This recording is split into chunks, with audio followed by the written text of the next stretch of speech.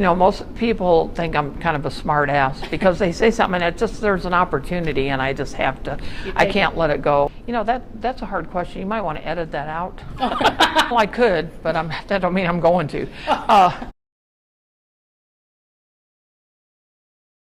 Christine Stedman, but you can call me Beyonce. Oh, okay, great. My husband calls me that. And what's your husband's name? I've come up with a rapper name for him. I call him Lazy. You heard of him? All right. Yeah. And how long have I been doing comedy? Uh-huh. Well, I started in the early 1800s.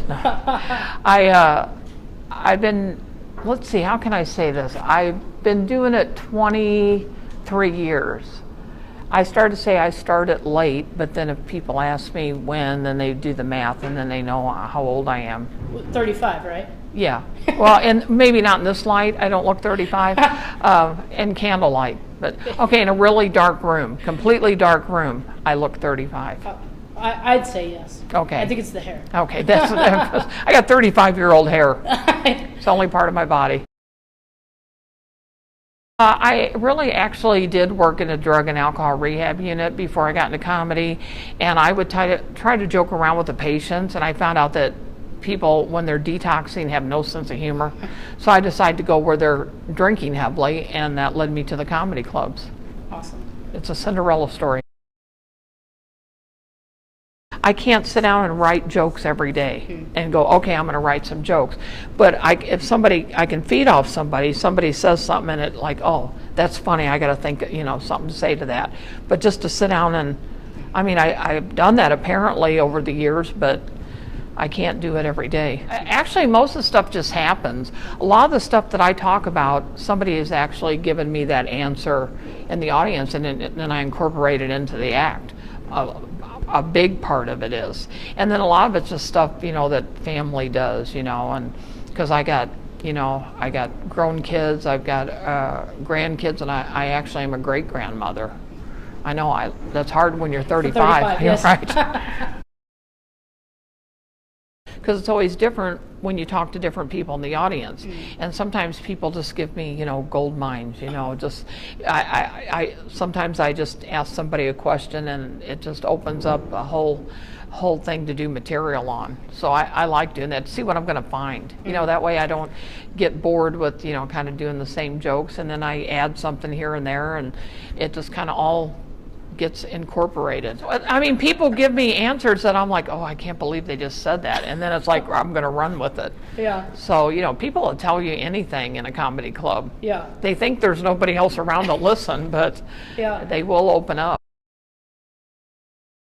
I guess one of the most memorable ones is I once performed at a nudist resort. Literally, the whole audience was naked.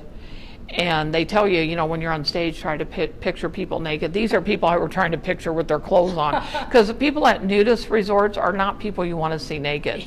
Yeah. But it was kind of awkward because, guys would just be sitting up front like this. And I'm like, I thought I saw something move. But the jokes were so easy, Yeah. And then when I tell people that story, they go, oh, did you have to perform naked? I go, no, they actually told me that I couldn't perform naked because it would be considered erotic entertainment. I said, no, you've not seen me naked, you would call it comedy. For 45 years, my dad was a school teacher, and my mom was what you call a crazy woman. I had to take my dad to the eye doctor, and so I drove him and my mom there. My mom and I sat out in the waiting room. He went in to get his eyes checked, and then a few minutes later, the doctor calls my mom and me, and he looks at my mom and he says, ma'am, your husband's eyes have gotten a lot worse, and he seems to have developed cataracts. Well, all of a sudden my mom just reaches up and slaps him across the face, and she goes, where have you been? Who gave you cataracts? Who did that? And me being the comedian, I'm sitting over there going, maybe one of his pupils.